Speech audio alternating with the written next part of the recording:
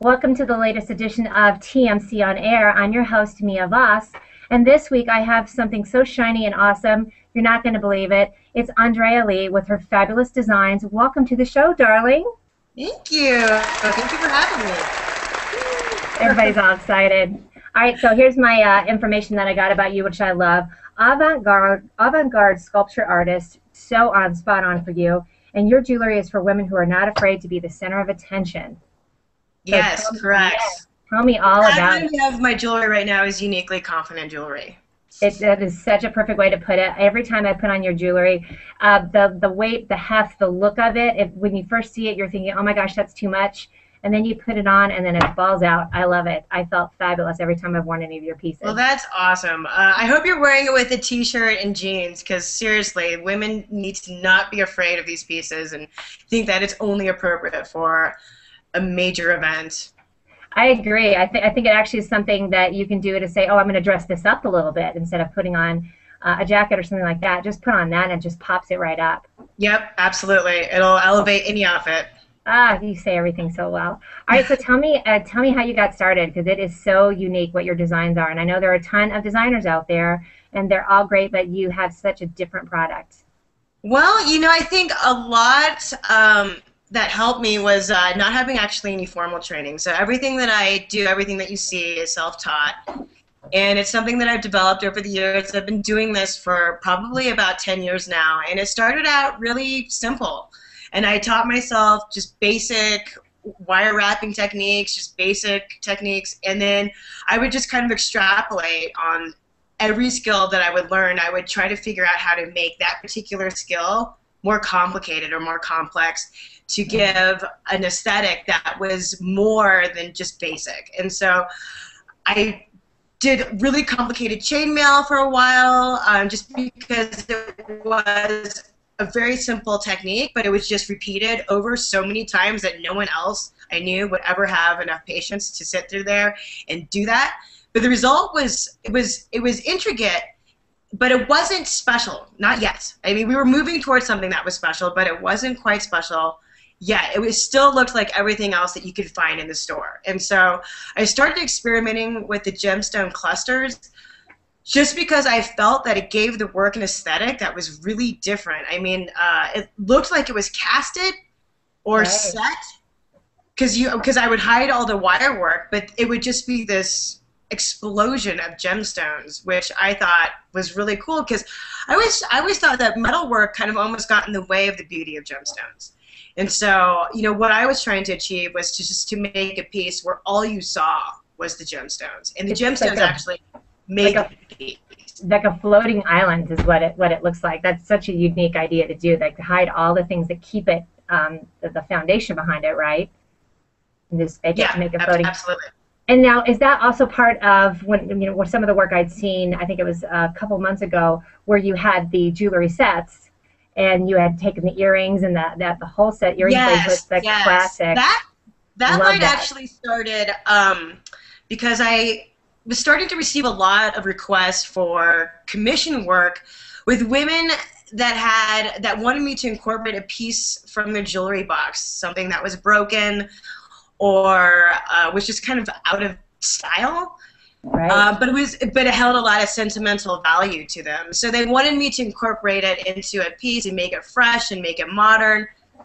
And I started to work with these pieces of existing jewelry and incorporating them into my designs. And I kind of liked the aesthetic. I was drawn to it. And it got me thinking about, okay, well, if I can assemble gemstones of any shape and color, then what about taking found objects, or in this case, vintage jewelry, and tearing it apart and remixing it completely to make a brand new, fresh, modern piece that had this history kind of tied to it.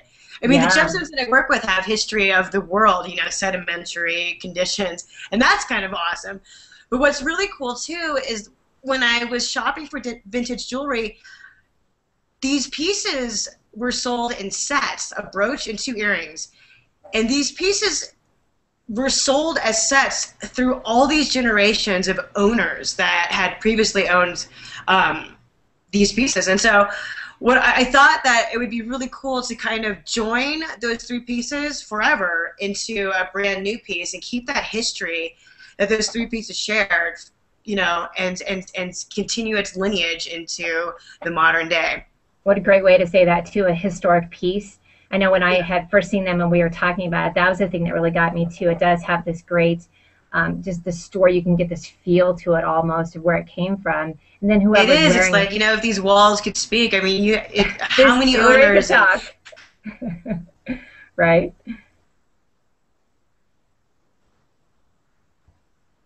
Uh-oh, did I lose you?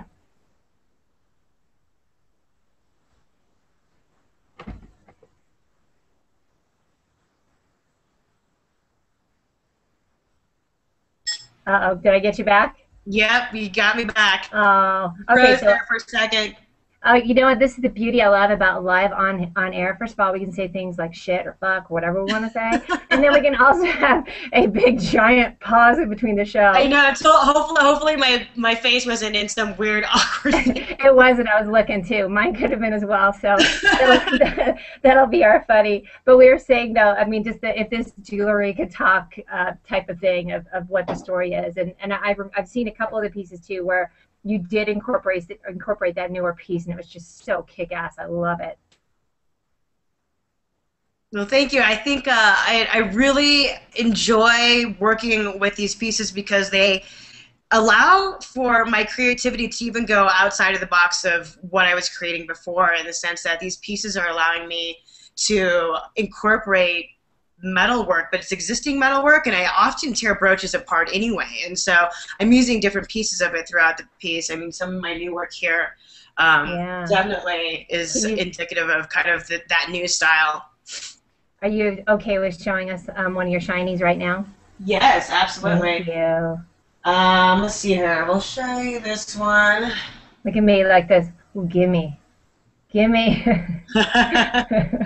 Oh, that is just gorgeous. So this one incorporates beetle wings and just a ton of vintage components. I broke up a lot of stuff for this piece to come together. That was really technical because the beetle wings are so fragile. And so it's the amount of pressure on the wire needs to be just enough but not too much where you snap the wings. And when you're working with all these other metal components, that takes a different kind of pressure than the beetle wings, but you have to, I mean, it's all about knowing the limitations of the materials that you're working with and not to move past those limitations, but go up right to those limitations. And so it's very much like a chess game. Sometimes I mean, sometimes I'm sweating because it's I so bet. nervous while I'm creating these things. Like, I don't want to break it. Well, and then the solidity, you have to take it into the next step of the solidity of the piece after it's completed.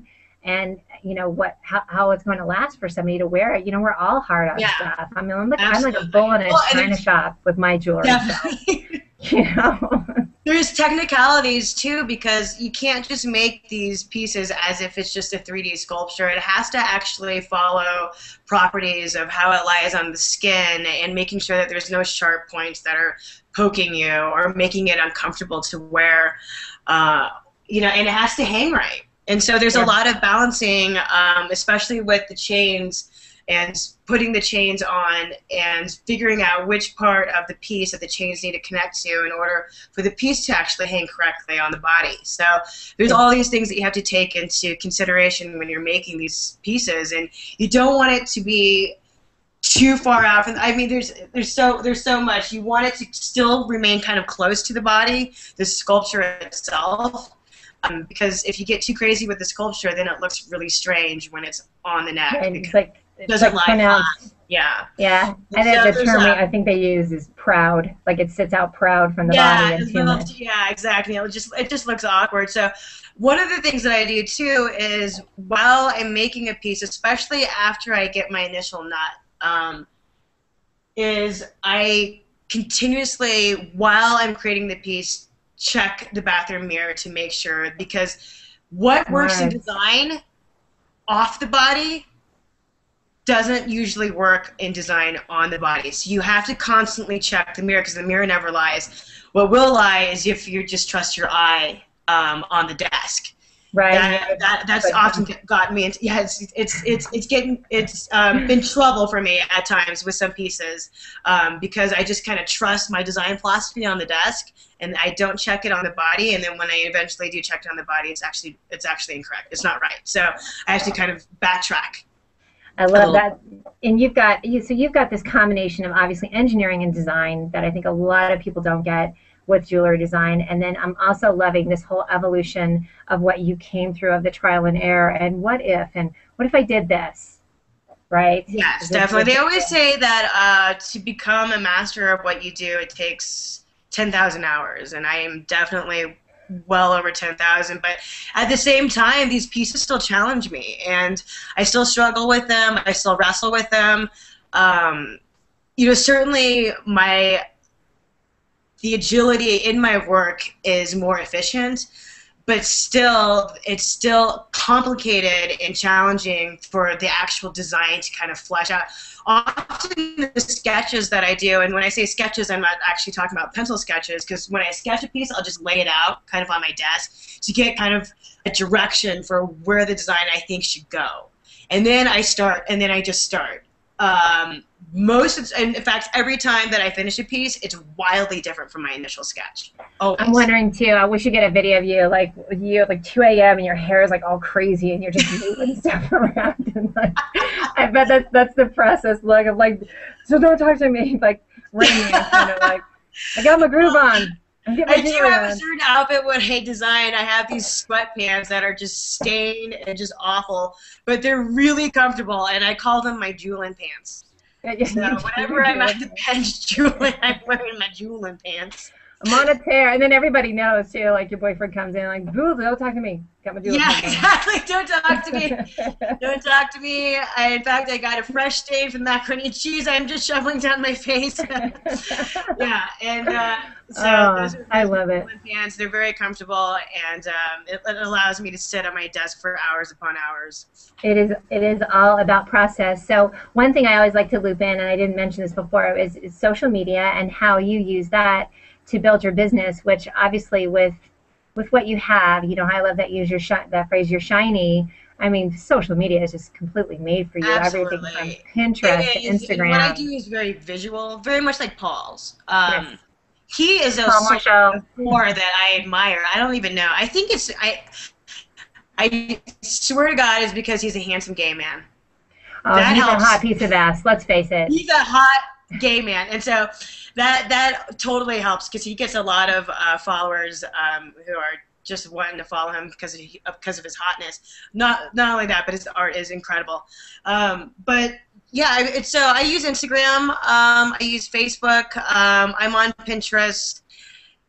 The best platform that I have found to be useful as far as sales conversion is concerned, because you can get personal validation all day long on these personal networks. Right, it gets this much money. So it's all about you get that kind of dopamine rush from a like on one of your postings. You're like, oh, people like it. But that doesn't help you with sales, right? Sales conversion is really what we're trying to look for when we're trying to use these social platforms to reach an audience that want to buy. And so, it's learning the times to post, the amount of postings that you should post. I think definitely people can overpost.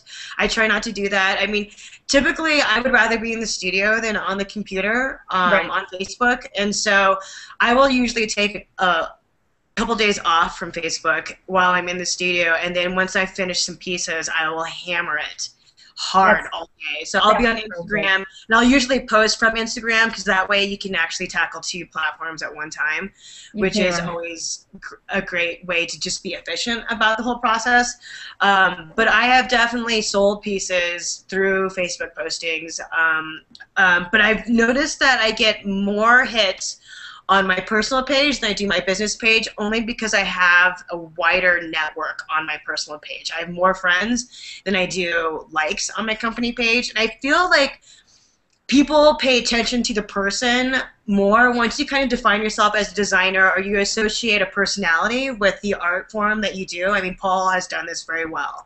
And so people are kind of more interested in what the person has to say than they are about what a brand has to say. And so, I mean, right now, I mean, if I was Louis Vuitton, people would be really interested in what my brand has to say. But I think until your brand actually gets rather large and well known, when you're still kind of in this phase, I think a personal page is actually more effective for you. And so I've been posting a lot more to my personal page than I have to my company page. And it's such a balance too. Let's face it. Yes, you are a fabulous character, so people want to know, because you incorporate just the fun of what you're doing out at night to this fun thing of the fashion that you're doing as well. So it is a nice balance to just repost or post that on there. So it's like, this is my personality, and obviously your business is eponymous anyway, so it's it's natural that you can just say, I'm going to post it here too. But definitely with Instagram, because of you can hashtag that, it recognizes it very smart as well. So it's fun. Yeah, sure. Instagram's a great platform. I mean, probably one of the best social platforms in form of an app that's ever created. I mean, they really killed it with that formula. I don't know it's hard to even put my finger on exactly what they did so brilliantly, but they did it. And I will say, as an Android user, I was whining outside the window like a puppy for the longest time before Instagram would finally get on the Android platform. I was like, oh, look how cool their pictures are. Anybody with an Apple, Android is tough because we don't have Vine either. The market for developers on an Android is less than it is for Apple. Apple's really kind of perfected that market for developers, and so people who are developers develop for the iOS platform. For them, exactly, I agree. And then I feel like the country mouse, always kind of 2 steps behind. And I'm also the one on Instagram that posts food, pets, and sunsets. That's me. I'm that dork. Food, sunsets. Food, pets, sunsets. Possibly drink. Exactly. Me drinking, My bad. It's not making me any money yet, but I'm hoping it will soon. All right, honey, it's time in the show for the Bat Crap Crazy moment. Who are you bat crap crazy about? Oh, hands down, my boyfriend Chris. He is such a supporter of what I do.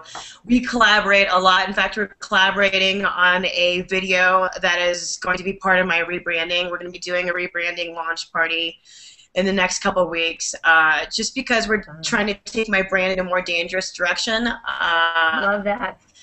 Get it, girl. Yeah, it's been a little too safe, and we want it to be challenging, because we believe that my line is more art than it is jewelry, and art should be challenging, and art should invoke reaction, and it should maybe not invoke always the safest reactions. I mean, sometimes it is good for an art piece to be like, whoa, I don't know, what is that? I'm not even sure if I like that, but it's doing something. And so we're trying to take my brand in that direction. So we're working on a video right now. We just wrapped up putting a book together that we're going to be using for our press kits that we're sending out to some very interesting parties right now. So we've got a lot of stuff in the works that we've been working on together, and I just feel invincible ever since I met him because of the support structure that he gives me, and he's always been a huge believer in my work. In fact, he is great because at times, and every artist does this, they have these moments of self-doubt that they go through where it's like, oh, is this something that I should be doing? This is a hard road. And, you and I discussed before how difficult this is, and people think it's glamorous and it's easy, and if it was glamorous and easy, then everyone would be doing it. And it's hard. And it's a slow and steady process. It doesn't happen overnight, you have to have this kind of mental strength to continue going even when things aren't really moving for you. I mean, things are always moving, but not as fast as we ever want them to. Right. And so you have to take your small successes and let those carry you between the moments where you don't have any success. And so but anyway, he's been just such a great supporter. He's always had faith in me. He gets me through those tough times as an artist, always will have. Yeah. And he's helping make stuff happen. Okay, this is for Chris. And you're gonna get laid tonight, just so you know. You are the Bat Crab Crazy moment. So, and let's shout out our other two Bat Crab Crazies. Of course, we love Paul Michelle Paul Michelle. and Gino Villardi. Gino Design. Villardi, my boy. So Please put some clothes on me, Gino. yes, right? I know. I'll do whatever you want. So, all right, guys, that wraps up the latest of the Mia Connect TMC on air. Again, we want to thank our fabulous guest, Andrea Li of Andrea Li Designs. And thanks for telling us all about it. I love what you're up to, darling. Thank you. I love what you're up to, too. Keep up the good work. Thank you. All right, guys, we'll see you next time. Your jewelry is for women who are not afraid to be the center of attention. So yes, correct. Tell me all about it. Of my jewelry right now is uniquely confident jewelry. That is such a perfect way to put it. Every time I put on your jewelry, the weight, the heft, the look of it, when you first see it, you're thinking, oh my gosh, that's too much.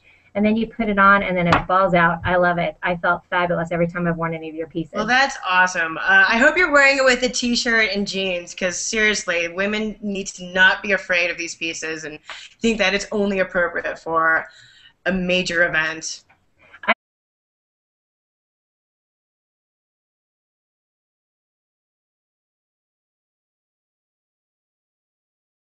Welcome to the latest edition of TMC on Air. I'm your host, Mia Voss, and this week I have something so shiny and awesome, you're not going to believe it. It's Andrea Li with her fabulous designs. Welcome to the show, darling. Thank you. Thank you for having me. Everybody's all excited. All right, so here's my information that I got about you, which I love. Avant-garde sculpture artist, so spot on for you. I've been doing this for probably about 10 years now, and it started out really simple.